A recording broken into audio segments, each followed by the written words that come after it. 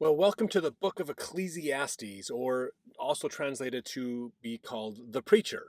This is a really interesting book of scripture that we get to go over today.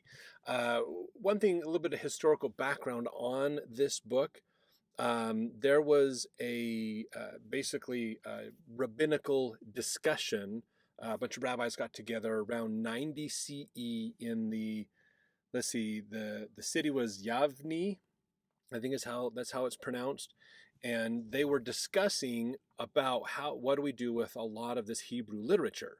So when we talk about Hebrew literature, if you've been following the whole series of videos that we have been doing, we're talking about not so much historical value of scriptures, but things more like allegories or plays or other songs or things like that. So the book of Psalms, book of Proverbs is more of this Hebrew literature. Book of Job is seen as Hebrew literature.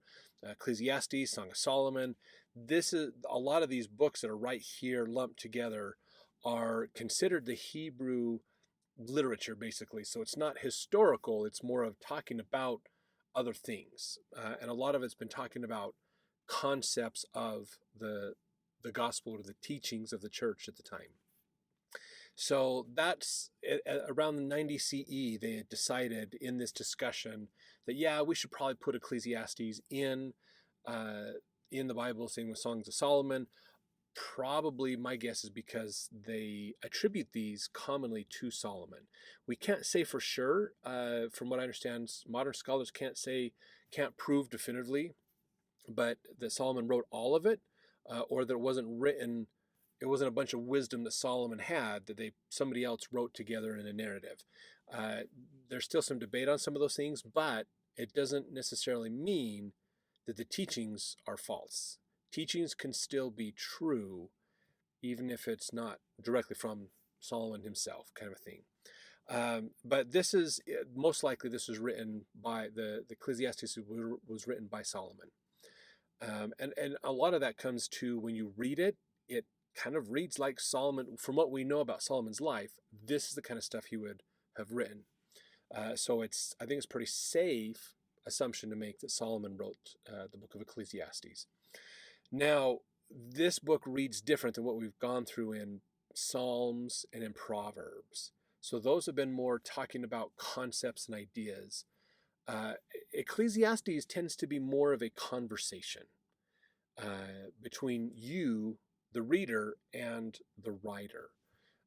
So one way to think about Ecclesiastes, and this has definitely helped me, and a way to frame this in your mind, really to think about it, is imagine that you're sitting next to King Solomon. He's this old, kind of crotchety old man. He's cranky.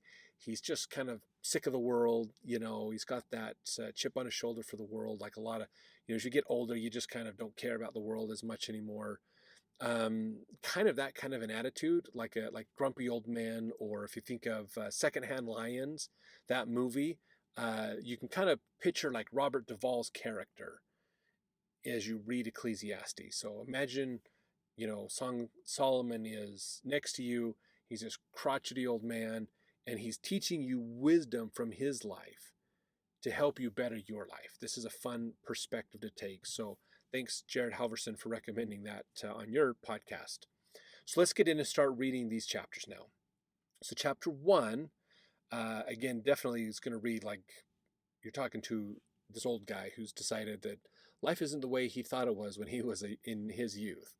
So verse 1, the words of the preacher, the son of David, king in Jerusalem. So again, that leads us to believe, good chance this is Solomon. King of Jerusalem, son of David. Yeah, this could be Solomon. It technically could be others, but Solomon's plausible in there. So he goes on to say in verse 2, vanity of vanities, saith the preacher, vanity of vanities, all is vanity. What profit hath a man of all his labor which he taketh under the sun?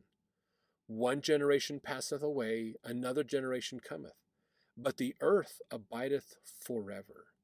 The sun also ariseth, and the sun goeth down, and hasteth to his place where he arose. The wind goeth toward the south, and turneth about unto the north. It whirleth about continually, and the wind returneth again according to his circuits. All the rivers run into the sea, yea, yet the sea is not full. Unto the place from whence the rivers come, thither they return again. All things are full of labor, man cannot utter it. The eye is not satisfied with seeing, nor the ear filled with hearing. So this is kind of a really interesting start to this when you look at this. That this guy's like, look, life isn't all it's cracked up to be. You know, all is vanity. It's all a bunch of baloney and hogwash. When it comes down to it, most of this stuff in this life doesn't really matter. You know, men ideas, they come and they go. One generation arises and then dies, and the next generation comes up and goes away, and so on and so forth. But the earth stays, the earth moves, it breathes, it does things. There's a pattern of that circle of life, that idea of things happen. You know, rivers keep running down to the ocean, but the oceans don't get any deeper because of it. So there's that cycle of life, that pattern of things that are happening in nature. Nature moves forward, but man comes and goes. So, you know, nature has more of an eternal nature to it, whereas humans come and go, basically. We're in, we're out. Verse 9, the thing that hath been, it is that which shall be. And that which is done is that which shall be done. And there is no new thing under the sun.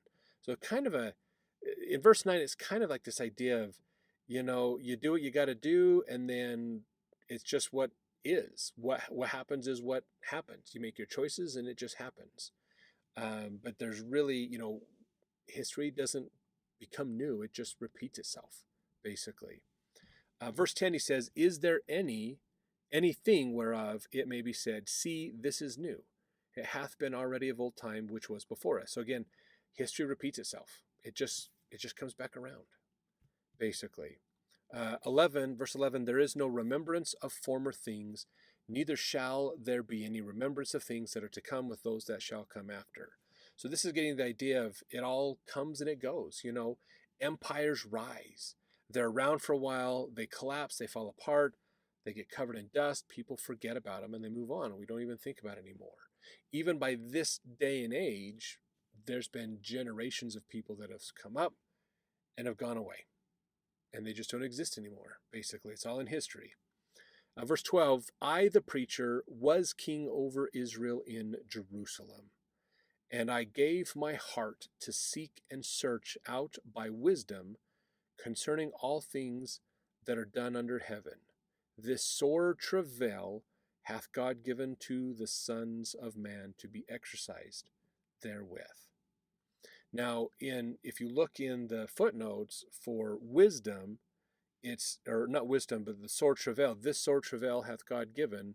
So searching out wisdom isn't the sore travail. In the Hebrew, it means evil business, that which is of little profit, basically. So he spent his life looking for wisdom and realized, I can learn lots of stuff, but I'm still going to die.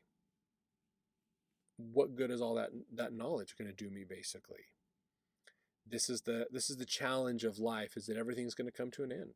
So how much should we put into what we do, or think about what are the things that will go into the next life? Maybe that's more worth looking at. Now, verse 14, I have seen all the works that are done under the sun, and behold, all is vanity and vexation of spirit. That which is crooked cannot be made straight, and that which is wanting cannot be numbered. I communed with mine own heart, saying, Lo, I am come to great estate. I have gotten more wisdom than all they that have been before me in Jerusalem. Yea, my heart had great experience of wisdom and knowledge. And I gave my heart to know wisdom, and to know madness and folly. I perceived that this also is vexation of spirit. For in much wisdom is much grief, and he that increaseth knowledge increaseth sorrow. So he's saying, look, I have amassed massive amounts of information. I've learned lots of things. I've become wealthy. I've got prosperity in my life, but yet it's not enough. That doesn't fulfill life, basically. You're still going to die. You're still going to go away. It's all going to go away. So you want to really think about the priorities in your life. And are you following real priorities or more temporal, short-term priorities? Good question for us to think about. Now let's jump over to the next chapter as we continue to learn more from this preacher.